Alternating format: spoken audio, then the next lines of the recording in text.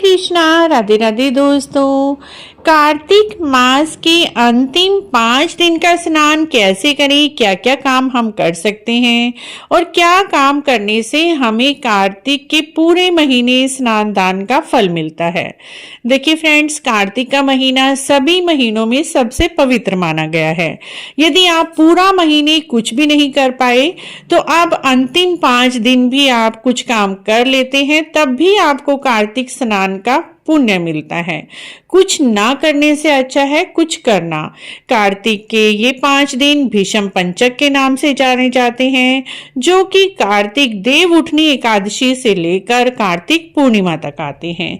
इस बार कार्तिक एकादशी देव उठनी एकादशी 12 नवंबर 2024 को है और कार्तिक पूर्णिमा है 15 नवंबर की। इसीलिए ये 5 नहीं बल्कि 4 ही दिन बन रहे हैं। तो आपको कोई भी नियम लेना है तो वो 11 नवंबर से आप शुरू करें, ताकि आपके 5 दिन बन जाए और भीष्म पंचक कहलाएं। इन दिनों में आप सूखी तुलसी की जो लकड़ी आती है, डंडी, जो बिल्कुल डंडी सूख जाती हैं तुलसी जी की, उन डंडियों को इकट्ठा करके उनके दीपक बनाकर आप राम मंदिर में, कृष्ण मंदिर में, विष्णु भगवान जी के मंदिर में दीपदान कर सकते हैं। इन 5 दिन में आप सुबह ब्रह्म मुहूर्त में 4 या 5 बजे के बीच में उठकर ठंडे जल से स्नान करें। नहाने के पानी में थोड़ा सा गंगा जल और तिल के कुछ दाने डालकर नहा लीजिए। उसके बाद घर के मंदिर में आप भगवान विष्णु जी के सामने या लड्डू गोपाल जी के सामने दीपक जलाएं। कार्तिक महात्म पढ़ें। कार्तिक के जो लास्ट 5 अध्याय हैं वो पढ़ सकते हैं आप। चाहे तो आप हमारे चैनल पर जाकर भी कार्तिक महात्म सुन सकते हैं। और आप कार्तिक की सारी कहानियां इन दिनों अवश्य ही सुने। कार्तिक की कहानियों का लिंक भी डिस्क्रिप्शन में दिया हुआ है, वहां पर जाकर आप सुन सकते हैं। कार्तिक की कहानियां सुनने के बाद भीष्म पंचक दीपक जलाएं। भीष्म पंचक दीपक कैसे जलाया जाता है, जिसे पंच भिक्षु दीपक भी कहा जाता है, दीपक कैसे जलाना है और कौन सी कहानी सुननी है, उसका लिंक भी डिस्क्रिप्शन में है, वहां पर जाकर सुन सकते हैं। क्योंकि इन 5 दिनों में आपको भीष्म पंचक व्रत किए हैं तो आपको पंच भिक्षु की कहानी 5 दिन लगातार अवश्य सुननी है और साथ में पंच भिक्षु दीपक जलाना है। शाम के समय आप तुलसी की डंडी का दीपक जला सकते हैं।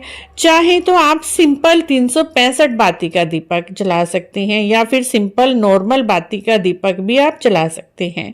आप 3, 5, 7 अपनी सुविधा के अनुसार दीपदान कर लीजिए। सबसे पहला दीप आप अपने घर के मंदिर में, दूसरा तुलसी जी के नीचे, तीसरा आकाश के नीचे, चौथा आप अपने घर के मेन दरवाजे पर और 5वां वरुण देव के नाम से जल स्थान पर, जहां पर आप जल भरते हैं पीने का, वहां पर जला दीजिए। इस तरह से 5 दीपक जला सकते हैं। चाहे तो आप विष्णु मंदिर, शिव मंदिर में जाकर दीपदान कर सकते हैं। यदि आपके घर के आसपास कहीं मंदिर है तो वहां पर भी आप दीपदान कर सकते हैं। साथ ही इन 5 दिनों में आप एक तुलसी का पत्ता भगवान जी को अर्पित करने का नियम ले सकते हैं। इन दिनों में आप तिल दान का नियम ले सकते हैं, अन्न दान का नियम ले सकते हैं। किसी को भी आप वस्त्र दान दे सकते हैं। आंवला दान का नियम ले सकते हैं, क्योंकि कार्तिक के महीने में आंवले का दान भी महादान बताया गया है और इसे सोने के दान जितना फल बताया गया है। एक आंवला यदि आप दान करते हैं तो आपको सोने के दान करने जितना फल मिलता है। इस तरह से मित्रों, कार्तिक के आखिरी 5 दिन आप ब्रह्म मुहूर्त में नहाकर, दीपदान करके, आंवला दान करके, खाने पीने की वस्तुएं दान करके, वस्त्र दान करके आप 5 दिनों का नियम ले सकते हैं। यदि आप 5 दिन व्रत करना चाहते हैं तो बहुत अच्छी बात है।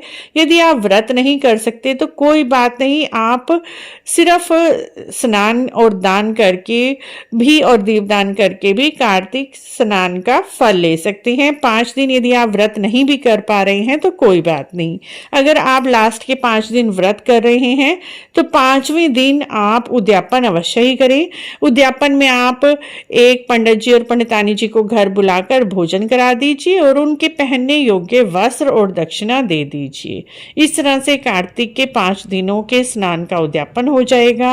अगर आप ये भी नहीं कर सकते तो आप वस्त्र निकालकर पंडित जी और पंडितानी को मंदिर में दे आएं, या ये इतना भी नहीं हो पा रहा है तो आप उनके खाने पीने का सामान और दक्षिणा रखकर मंदिर में देकर आ सकते हैं। इस तरह से आप कार्तिक के 5 दिन स्नान का फल प्राप्त कर सकते हैं, जिससे आपको कार्तिक के पूरे महीने स्नान का फल मिलेगा। आशा है आपको कार्तिक के आखिरी 5 दिन के स्नान की छोटी सी जानकारी अच्छी लगी होगी। अच्छी लगी है तो आप हमारे चैनल को जरूर सब्सक्राइब करें, लाइक करें, वीडियो को शेयर भी करें। कमेंट बॉक्स में जय कार्तिक के ठाकुर, जय राई दामोदर भगवान अवश्य लिखें।